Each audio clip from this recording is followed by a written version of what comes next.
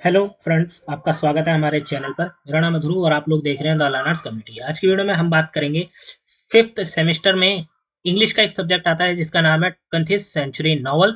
आज की वीडियो में हम इस सब्जेक्ट के एग्जाम के क्वेश्चन पेपर को कवर अप करेंगे, एग्जाम का पैटर्न को देखेंगे और सबसे पहले हम लोग देखेंगे आप लोगों का सिलेबस कि आपको कितने यूनिट्स पढ़ने हैं, आपका क्या सिलेबस है। और मैं आपको बताऊंगा कि किन चीज़ों की प्रिपरेशन आपको सबसे ज़्यादा करनी है ताकि आप लोग एग्जाम में अच्छे से जो है चीज़ें लिखकर आ पाए। तो चलिए वीडियो को शुरू करते हैं। और अगर अभी तक आपने हमारा चैनल जो है सब्सक्राइब नहीं किया, सब्सक्राइब करिए। आप लोग न्यू हैं तो सब्सक्राइब जरूर करके जाइए, अदरवाइज आप लोग इंपॉर्टेंट वीडियोस जो है आने वाली हैं वो आप छोड़ देंगे। ठीक है, ये आपके जो पीडीएफ है ये आपके ऑफिशियल DOSOL की वेबसाइट से डाउनलोड करा गया है जहाँ पे आपके सिलेबस के बारे में चीजें लिखी हुई हैं।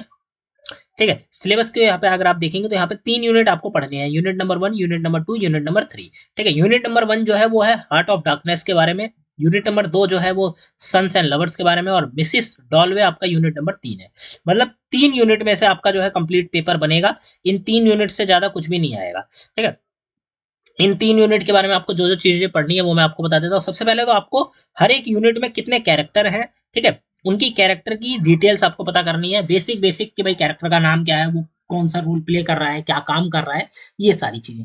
दूसरा, आपको चैप्टर की बेसिक डिटेल पता होनी चाहिए कि जो स्टोरी लाइन चल रही है वो किस हिसाब से चल रही है, स्टोरी में जो जो चीजें बताई गई हैं आगे बढ़ रही है। ठीक है, वो सारी चीजें बस आपको पता होनी चाहिए। ठीक है, आप लोग इजिली एग्जाम में आंसर जो है बनाकर लिख पाएंगे। चैप्टर का ओवरव्यू होना चाहिए। मैं नहीं कहूंगा कि चैप्टर बहुत ज्यादा डिटेल में जाके पढ़िए, सिर्फ ओवरव्यू आपको पता होना चाहिए। दूसरा, आप लोगों को चैप्टर में जितने कैरेक्टर हैं उनके बारे में पता होना चाहिए। ठीक है, ये आपका सिलेबस हो जाता है 3 यूनिट्स का, इसके आगे कुछ भी नहीं है। बाकी सारी चीजें आप पीडीएफ में चाहे तो चेकआउट कर सकते हैं। ठीक है, चलिए हम चलते हैं क्वेश्चन पेपर की तरफ। तो ये आपका जो है क्वेश्चन पेपर है 20th सेंचुरी नॉवल का। ठीक है, ये आपका यूनिक पेपर कोड है। ये सब्जेक्ट बीए प्रोग्राम में देखने को मिलता है इंग्लिश में 5th सेमेस्टर के स्टूडेंट्स के लिए।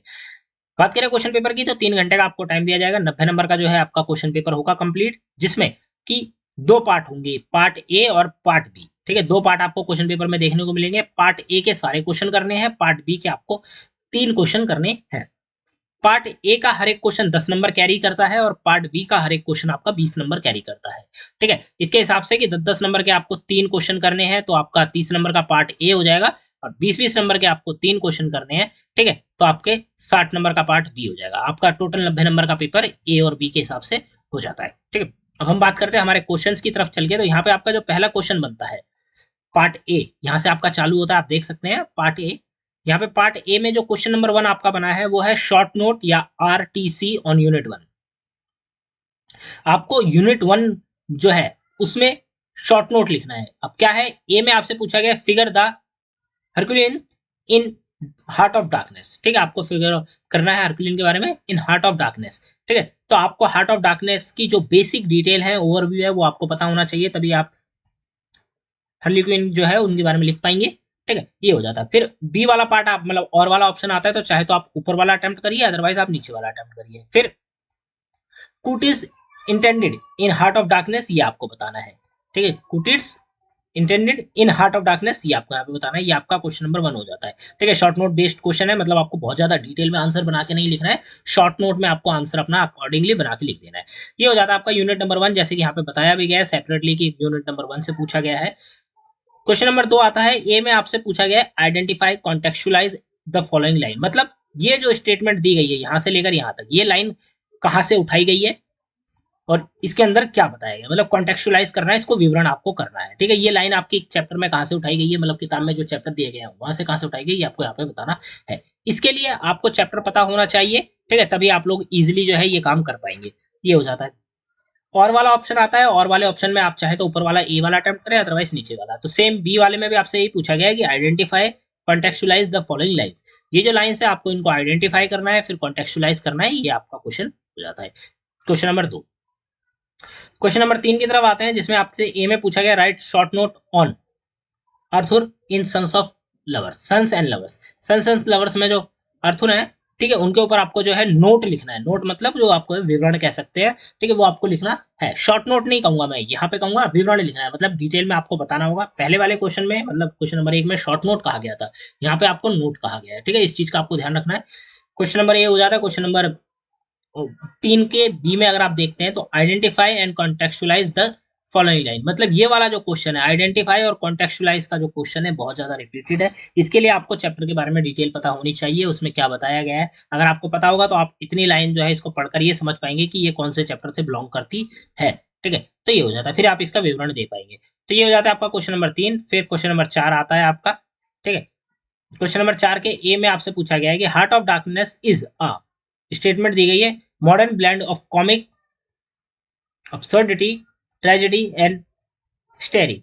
कमेंट करना है। ठीक है, हार्ट ऑफ डार्कनेस जो है वो आज के टाइम में ब्लेंड हो चुका है किसमें, of comic, absurdity, tragedy and story, इन सब चीजों में ब्लेंड हो चुका है। तो आपको इस चीज के ऊपर जो है कमेंट करना है, अपने जो व्यूज है आपको वो बताने हैं कि क्या लाइन कह रही है, ये लाइन क्या कह रही है, ये क्या बता रही है, ये सारी चीजें। क्वेश्चन नंबर 4 के ए और वाले ऑप्शन को देखते हैं, तो बी में आपसे पूछा गया है कि comment on the representation of women in Heart of darkness. Heart of darkness में जो वुमेन है उसकी रिप्रेजेंटेशन किस प्रकार की है, इस चीज के ऊपर आपको क्या करना है, कमेंट करना है। इस चीज को आपको यहाँ पे विवरण करना है, उसके बारे में बताना है कि भाई वुमेन्स को किस प्रकार से दिखाया गया है, रिप्रेजेंट किया गया है हार्ट ऑफ डार्कनेस में। ठीक है, तो ये हो जाता है क्वेश्चन नंबर 4। क्वेश्चन नंबर 5 की तरफ हम लोग आते हैं, जिसमें ए में आपसे पूछा गया discuss the description of Nottingham and the meaning countryside in Sons and Lovers. Meaning countryside in Sons and Lover जो है, ठीक है, सन्स एंड लवर्स में जो माइनिंग कंट्री साइड है, ठीक है, और नॉर्थ है, इन दोनों चीजों के बारे में आपको क्या लिखना है, डिस्क्रिप्शन लिखना है, मतलब डिटेल में जो विवरण होता है, वर्णन आपको करना है। ठीक है, क्वेश्चन नंबर 5 का ये हो जाता है। और वाला ऑप्शन देखेंगे तो बी में आपसे पूछा गया discuss the concept of motherhood in Sons and Lovers. Sons and Lovers में जो मदरहुड का कॉन्सेप्ट है, ठीक है, मदरहुड का जो कॉन्सेप्ट है वो आपको यहाँ पे बताना है। 5 नंबर, मतलब ये क्वेश्चन नंबर 5 का बी वाला पार्ट हो जाता है। जितने भी क्वेश्चन मैं आपको यहाँ पे बता रहा हूँ, हर एक क्वेश्चन आप लोगों के लिए एग्जाम के नजरिए से इंपॉर्टेंट है, तो प्लीज इनको प्रिपेयर करके जाइएगा। ठीक है, क्वेश्चन नंबर 6 आता है। 6 में ए में आपसे पूछा गया है कि examine the significance of Clarissa parties in a Mrs Dalloway. Mrs Dalloway में जो क्रालिसास की जो पार्टीज हैं, ठीक है, उनकी आपको सिग्निफिकेंस, मतलब उनका महत्व क्या है, ये आपको यहाँ पे बताना है। सिग्निफिकेंस का मतलब महत्व होता है। ठीक है, तो उनके महत्व का आपको यहाँ पे बताना है। क्वेश्चन नंबर 6 के और में आप देखेंगे तो यहाँ पे पूछा गया critically engage with use of stream of consciousness and tunnelling process by Virginia Woolf in Mrs Dalloway narrative technique, as a narrative technique. इस चीज को आपको यहाँ पे एक्सप्लेन करना है। ठीक है, ये हो जाता है। फिर क्वेश्चन नंबर 7 आता है, आपका लास्ट क्वेश्चन है इस क्वेश्चन पेपर का। ए में आपसे पूछा गया है do you think that modernist refined the narrative structure and style in their novel.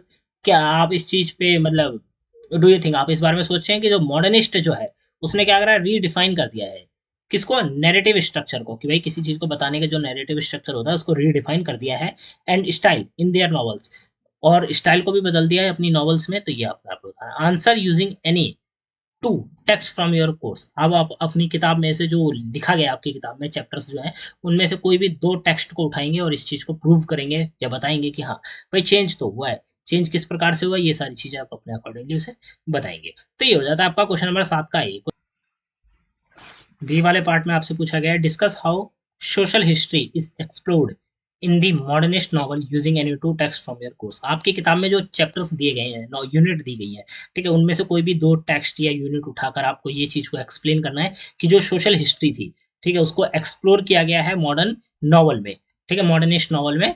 तो ये आपको इस चीज को ये है बताना है। ठीक है, तो इस टाइप के क्वेश्चन, या फिर हम कहेंगे कि डायरेक्ट यही क्वेश्चन आप लोगों को आपको एग्जाम में देखने को मिल जाएंगे। ठीक है, कई बार ऐसा होता है कि डायरेक्ट क्वेश्चन को उठा के रख दिया जाता है, बस आपको उसका आंसर जो है वहां पे ऑन द स्पॉट बना के लिखना होगा। तो आपको अगर इन क्वेश्चन के आप प्रिपरेशन करते हैं और डायरेक्ट यही क्वेश्चन आता है तो आप लोगों को एग्जाम में काफी ज्यादा इजी रहेगा, आपको पता रहेगा कि आंसर किस हिसाब से बना के लिखने हैं। ठीक है, तो यहाँ पे जो है आपका सिलेबस साथ के साथ क्वेश्चन पेपर कंप्लीट हो जाता है। वीडियो अच्छी लगी तो लाइक शेयर सब्सक्राइब जरूर करिएगा, और अगर आप लोगों को नोट्स चाहिए डिस्क्रिप्शन बॉक्स में नोट्स अवेलेबल है, चेक करिएगा। नोट्स आप लोगों के लिए अवेलेबल करा दिए गए हैं 5th सेमेस्टर के कई सारे सब्जेक्ट्स से, जिससे आपकी हेल्प हो जाएगी। तो मिलते हैं अगली वीडियो में। Thanks for visiting on my channel guys.